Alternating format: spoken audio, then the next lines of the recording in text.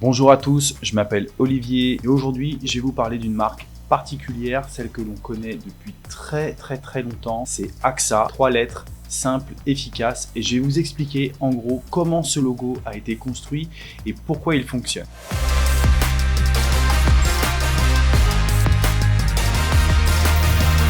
Alors déjà, AXA, c'est une marque qui est mondialement connue, elle fait vraiment partie du patrimoine des marques qui ont fait notre enfance. D'ailleurs, je pense que tous ceux qui regardent cette vidéo ont connu AXA depuis qu'ils sont tout petits. AXA, c'est une marque qui a été créée en 1816, donc en France en plus. Cocorico, on peut être fier, c'est une marque qui est mondialement connue. C'est une marque d'investissement et d'assurance très puissante. Et en fait, cette puissance, elle se distingue également dans le logo en lui-même, que l'on va pouvoir décortiquer ensemble. Alors pour faire simple, le logo AXA, c'est 3 lettres. 3 lettres en lettres capitales, ce choix n'est pas anodin d'ailleurs, et 3 lettres en italique. Vous imaginez bien, l'italique penché donc vers la droite, ça traduit un symbole de vitesse, un symbole d'énergie. C'est pour ça que cette marque a choisi en tout cas l'italique, parce qu'elle est toujours en mouvement, elle a voulu insuffler cette énergie dans sa communication. Et puis je pense que c'est une marque qui a toujours eu une certaine vision de l'innovation et de l'accompagnement. Donc voilà pourquoi c'est une marque qui a choisi d'être en mouvement, certainement avec ses clients et ses partenaires. On est sur une lettre en capitale, comme je le disais. La lettre capitale, c'est de l'ambition, c'est de la puissance. Une marque qui n'a pas froid aux yeux. Elle a envie de conquérir le monde et clairement, l'association lettre capitale et lettre italique, ensemble, on est dans un sentiment de mouvement, on est dans une énergie vraiment très assumée. Et voilà pourquoi AXA aujourd'hui fait partie des marques leaders dans son domaine. Rendez-vous compte, ce logo n'a pas été changé depuis sa première création. Le premier logo a été dessiné en 1985. Donc on va dire que pendant plus de 160 ans, la marque n'a pas eu besoin de logo. Et en 1985, évidemment, le marketing est très en vogue. Il faut absolument communiquer, il faut absolument se distinguer, il faut vendre ses services. Donc AXA dessine ce premier logo et ce qui est très fort, c'est qu'il n'a pas changé d'un poil. Bon, il y a une petite subtilité,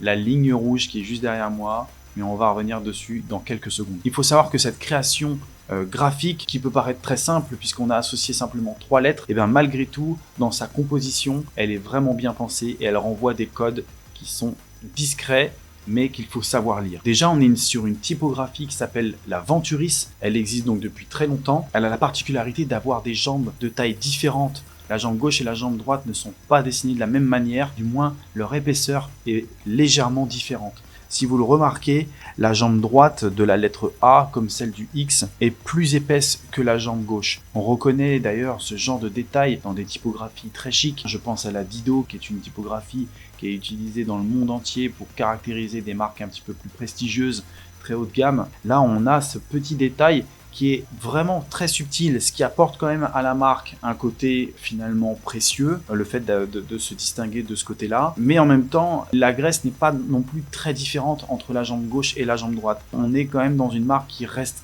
tout de même populaire. On a une marque donc en lettres capitales, avec une petite subtilité au niveau des graisses, donc elle se distingue, elle est un petit peu plus précieuse, un petit peu plus haut de gamme, et si vous regardez bien, on a une marque qui a des empattements vraiment subtils.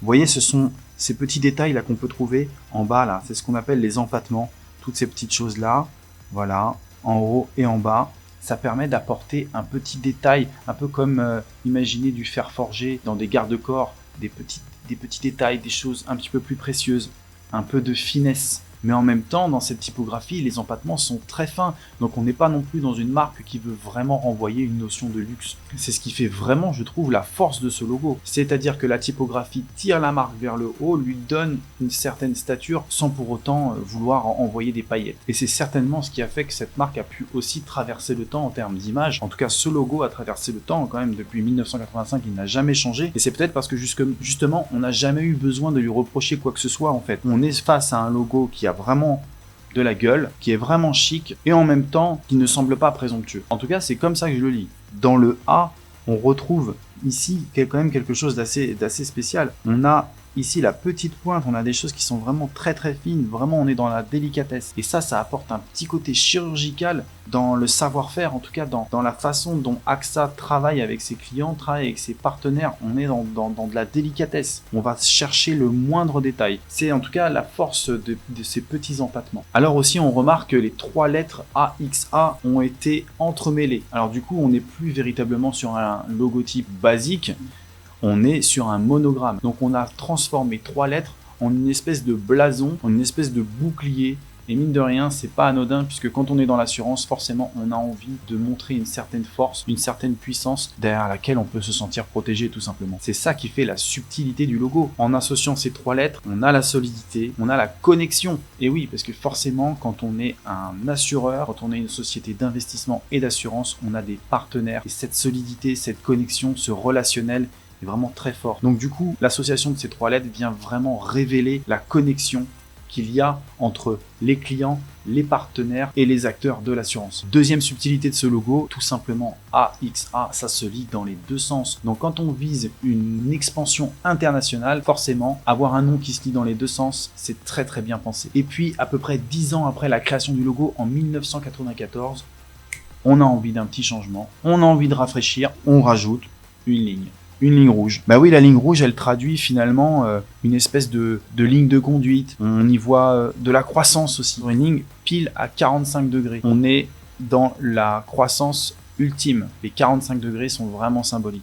On est dans le prolongement du X. Donc mine de rien, cet alignement, ça traduit quand même une volonté de faire les choses avec précision. On aurait pu la mettre un petit peu plus à droite, un petit peu plus à gauche, mais finalement non, on a pensé véritablement à l'aligner parce que c'est finalement AXA qui vient accompagner ses clients, définir des axes de conduite. Donc cette ligne, elle est vraiment bien pensée et elle permet aussi, malgré tout, de sortir d'un monogramme qui pourrait paraître simple en apparence et de devenir véritablement symbolique. La ligne rouge est le symbole, en tout cas, d'AXA. Et vous le remarquez dans les publicités à la télévision ou sur les affiches, la ligne rouge est utilisée systématiquement pour faire passer des messages. La dernière chose qui fait que ce logo, selon moi, est très puissant, le choix des couleurs, il est très fort. Cette fois, on est face à une couleur dominante qui est le bleu, très connu dans l'assurance. Le bleu rassure, le bleu est réconfortant. En fait, le choix de ce bleu est très intelligent.